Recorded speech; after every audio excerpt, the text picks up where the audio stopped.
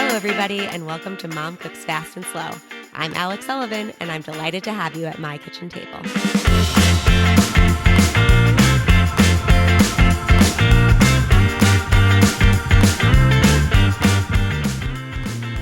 Today, I have Vicky Merwin with me, who is on the Board of Trustees for New Canaan's new and improved library. What I am most excited about this new space is that people are back together in person and off their phones. This isn't just a library, it's a community center, and it's a great example of mixing the old with the new and creating a space, especially for our kids, that we can all appreciate. I hope you enjoy.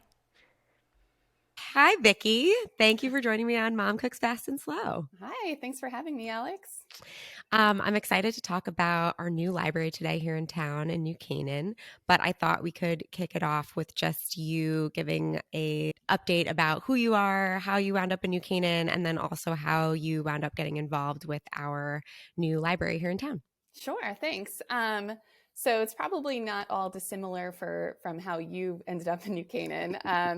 We, started a family in the city, and when it was time to, move out and get a house, New Canaan was definitely one of the towns at the top of our list. And, long story short, we found, our perfect home here, and there's been no turning back. We love this town tremendously. I couldn't have expected any more from a community than we found here. And so that's kind of how we ended up in New Canaan. And how I got involved with the library is actually, aside from just being a very common patron of the library since day one, since I moved here, I think a lot of other newcomers can probably relate that, when you get to a town where you don't really know anybody and, you're not from Connecticut or the area, you kind of wind up at the library quite often when you have little kids. And so it's always kind of been a home away from home for me. And I know many others from day one. And I got really involved with it, I'd say, through my work with the Newcomers Club. And it just so happened that, when they were beginning to fundraise for the capital campaign for this new library, kind of coincided with applying for a grant from the Holiday House Tour that the Newcomers Club puts on, which I know you're very familiar with. Yes, that was how I jumped into this town, Yes, through that tour. Yeah, I remember. And so, I was lucky enough to see a presentation or two, back in 2019, even about the new library. And, from the jump, when I first saw that first presentation about what the plans were for this library, I was really, really moved. Just knowing everything that the library means to this town, all the potential, but also recognizing the need that we had. I was just so excited and kind of jumped right in and let them know I was here to help in any way that I could. And so, fast forward a little bit, I was asked to join the Board of Trustees last year. That was a great honor. It's a really exciting time at the library, and that's where I am now. So I have a question about that because you and we both grew up on Long Island, Mm-hmm. and we were kids around similar times. And I have to be honest, I was not a big library goer. It wasn't like part of my childhood. Not that, obviously my parents raised me to be inquisitive and read and stuff, but you and I grew up in the era of like computers and internet, and that kind of changed the way we interacted with books, changed the way we researched when we had school projects. And it was kind of a weird time because we were kind of the first era to do that. My husband, who's only a couple of years or whatever, he's 6-7 years older than me, he still went to the library all the time when he did research papers and things like that. But we were kind of that transition age. So, how do you think that your kids use the library more than you did as a kid? Because we're trying to kind of go back. We see the value in kind of going and touching the books and feeling the books and being there, because, almost we didn't do that because technology was so exciting when we were growing up, and now we see the value in giving that to our kids. Or, how do you, as like a millennial mom, how does that kind of fit all together for you? Sure. So yeah, I agree. I had a similar experience. Growing up, I only went to our public library as a little kid to just pick out books here and there. I don't think I ever attended a program at our library growing up. And then thereafter, I mean, it was minimal. It wasn't a part of kind of the fabric of my childhood, sadly.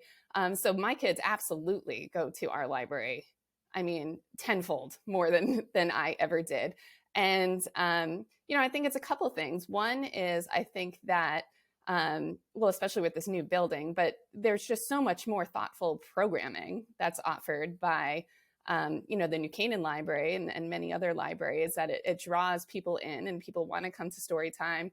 People want to come to, book clubs. They want to come to all the programs that are going on, whether it's related to math or writing workshops and things like that. So there's just a lot more to do at libraries, but also, I think libraries and the New Canaan Library, we've really embraced technology. So there are a lot of thoughtful ways that you can access, different programming tools, or use the Maker Lab, or leverage our librarians to help you, as a student, sift through all of the different kind of access points of information, whether it be through the web or different. I'm sure there are research programs that you and I aren't even familiar with, that our What is librarians are. what is the Maker Lab? Sorry, I had never heard of that. Yeah, What's the Maker no. Lab? So the Maker Lab is something new in the new building. And if you go in the mezzanine level, behind the fireplace, there's a room, and it is filled with STEAM and STEM activities. So in there is the 3D printer, the Cricut machines, anything that's kind of technology related. We have just a host of machines and a dedicated librarian to walk everybody through. And there are different classes to teach you the basics. Actually, my son, who's in third grade, has already had a scheduled time with Laura, the librarian, in there, where she just sat with him, and they designed a little red football and printed it out on the 3D printer. So he's already had his tutorial from start to end about how to use a 3D printer. So That's it really awesome. opens the door for our children to have these very real hands-on experiences with technology that you most likely are not going to keep in your home. Right. So, who decided that there was a need for this? I feel like our high school has unbelievable opportunities for kids to kind of take advantage of technologies and things like that. And the children's library, the old one, was great. I would bring my 3-4 year old to read Flag Eye and take out little books. So, when you were first presented with the project, what was the overarching message? Why did the town need it? What was kind of the thing that hooked you into saying, we need this, this is important? Yeah, I mean, I think it's a lot of things. So first of all, there just wasn't enough room in the old library, and that building was honestly falling apart.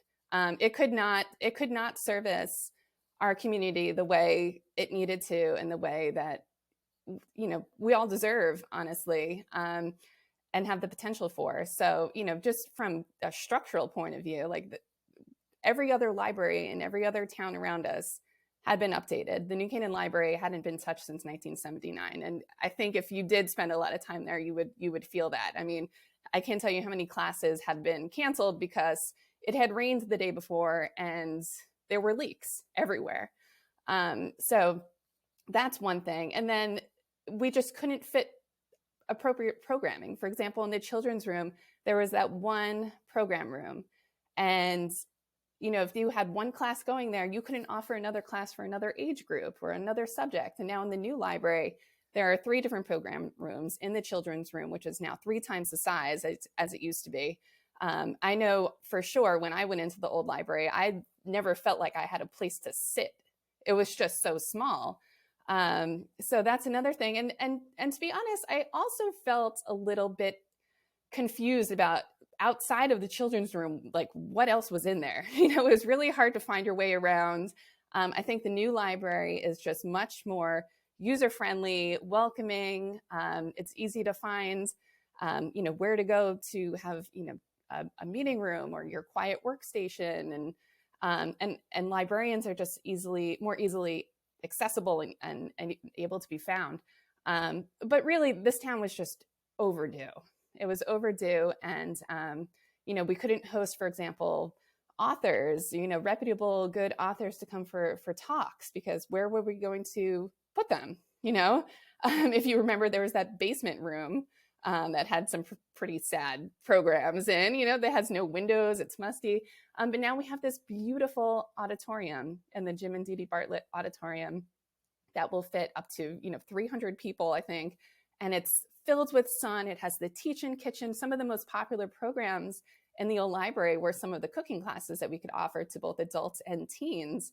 And we just couldn't fit very many people, and so there was every program was constantly waitlisted. I don't know if you ever noticed that with the kids stuff, but Yes. there just was not enough room to do the things we wanted to do. And so now we have that space, and it's thoughtful and it's functional, and the possibilities are really just endless, I could see. I feel like libraries need a word makeover almost, because when I think of a library, it's like, oh, a place where you find old books and, talk to a librarian or whatever. But what we have now feels like a community center. I mean, what you're describing Yep. feels like a community center. And that is just, I love that for our community, because you see people that you wouldn't necessarily see on an everyday basis just by going to the library. Or for these programs that you're talking about, if they bring in an author and you attend and you see someone else, you're like, oh, I didn't know you loved this. It's just such a nice way to bring people together over a bunch of different things. And that's what I love about this new library. You walk in and you feel like there's this whole community around you versus, a library, right? It's Right. it's a Yeah. different feeling. I think you hit the nail on the head. That's like, when people think of libraries now, they're not just repositories for books. They really are community centers. And New Canaan is super lucky that our library happens to be right in the heart of our downtown. And so when you talk about people coming together, it's already happening, and it's going to be even better when the green is out there and we have some outdoor space for people to come together on as well. I know opening week the excitement was just palpable. And you already saw um, everyone coming together and assembling, and gathering at the library when school was out. Middle schoolers and high schoolers and, all of our teens were coming to the new library. I mean, that place was packed. The teen library was full.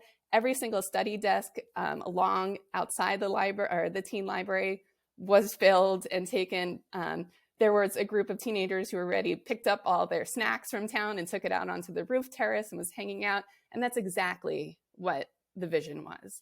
Okay, so I am so glad you brought up teenagers, because I have been thinking about this. And, a really important part of my life, and almost also like why I started this podcast and things, is, we have teens that are not feeling good these days, right? There's just, mental health crisis, and the past 3 years have been crazy.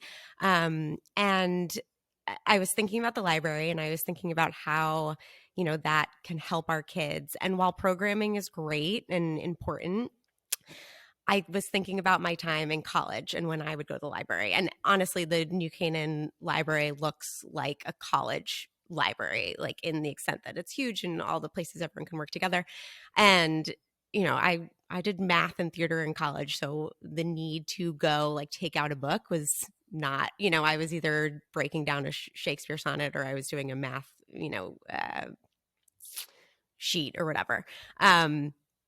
But I went to the library, and okay, this is nerdy, but I went to flirt. We went to the library in college to see other people, to like see your friends. You had to study, you had to do your stuff, but like you wanted that interaction with people. And sometimes your crush would be sitting there doing his thing. And, I'd be like, okay, I'm going to pull up over here and, write some essays or whatever. And, I feel like teens today, they're always on their phones. They're always on social media. They're always interacting that way. And we need to create a space to kind of push them to interact again together and interact in person and have it be natural and have it not be the adults trying to make it happen. And so when I walked into the library the first time, I was like, man, this could be something that could really, push kids in that direction without us having to push them forward, by us doing it. Mm-hmm.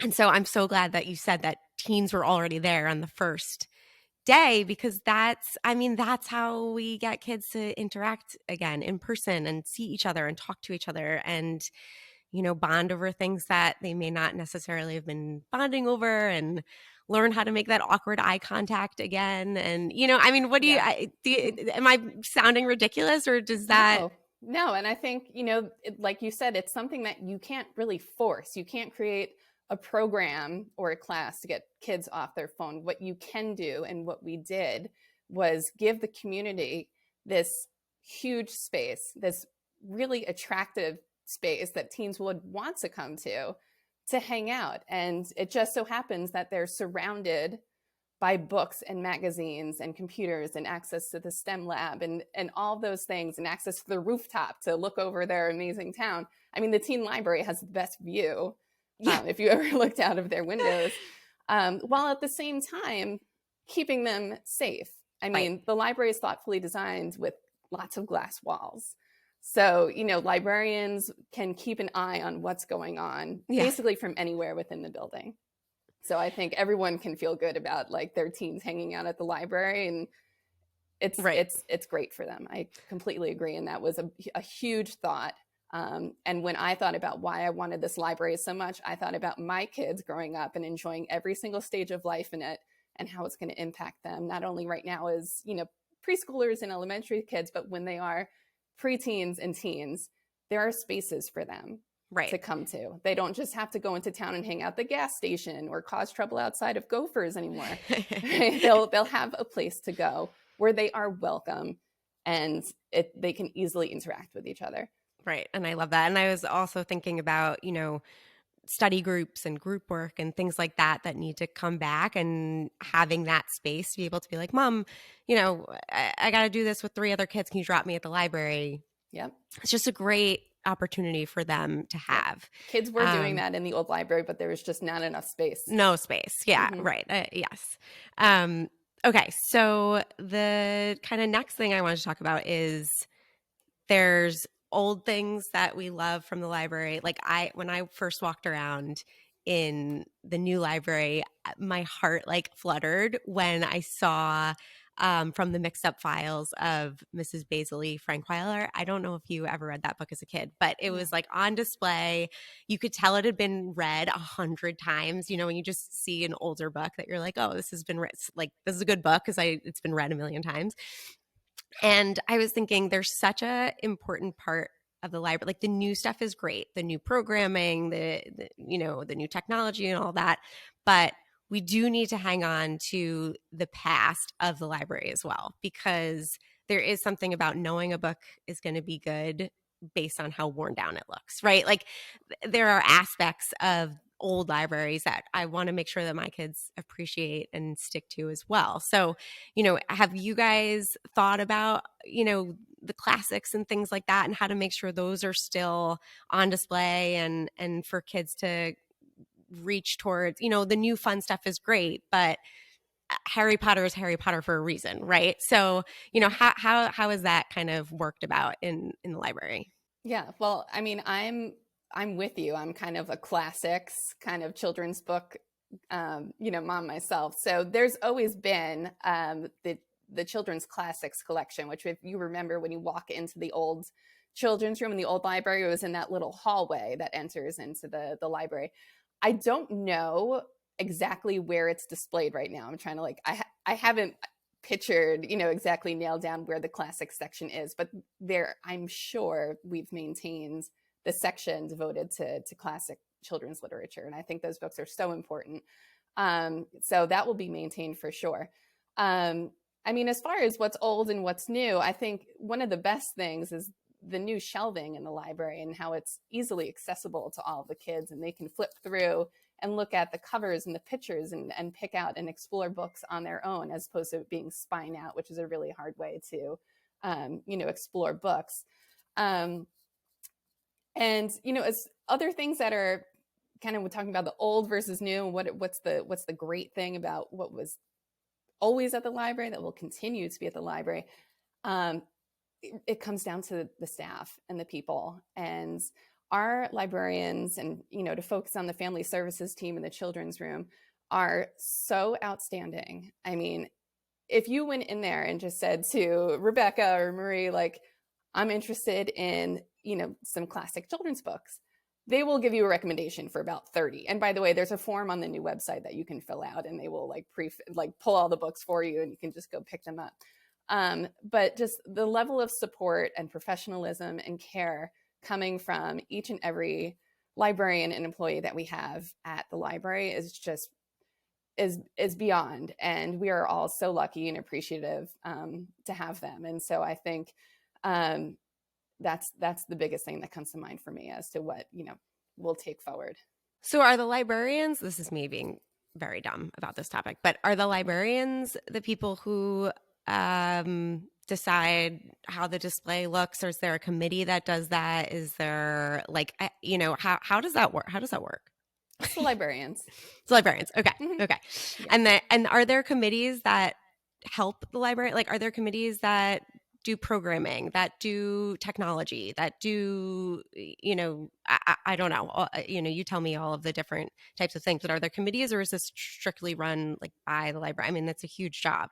Yeah, it's by the librarians. I mean, Okay. it's their job. They are extremely thoughtful about it. I mean, they know what books are in the library inside and out. Gotcha. So so what if you're like, oh, I want to bring an author to New Canaan? You just recommend it to the librarian, and then they'll like help set it up.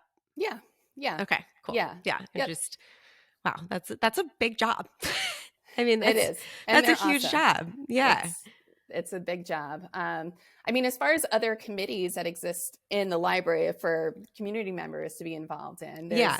a lot of that goes around fundraising. So, Okay. one thing that I think is just so important for everybody in New Canaan to understand, which I think is part of my motivation for getting more involved, is that the library is not a municipal library. It's called an association library, and it's a public-private partnership. So we're actually a 501c3 nonprofit, not managed by the town, not fully funded by the town. So it's actually managed, the building, everything is owned by the trustees and not the town. So what that means is that we receive a grant from New Canaan, from the government, that covers about 75% of the operating costs of the library. It's extremely generous. It's, beyond grateful for it. But that does not fully fund our library. That covers, and you can look at this on the website too, but the money that we get from the town really covers a lot of the operating expenses. So salaries, maintenance, technology. And what's left over is what everyone kind of thinks of when they go to the library: the programming, the books, right? And things like that. And we rely so heavily on donations from the community. So there's the annual fund, which is just, it's our fund, right? Where all the money comes from to pay for this.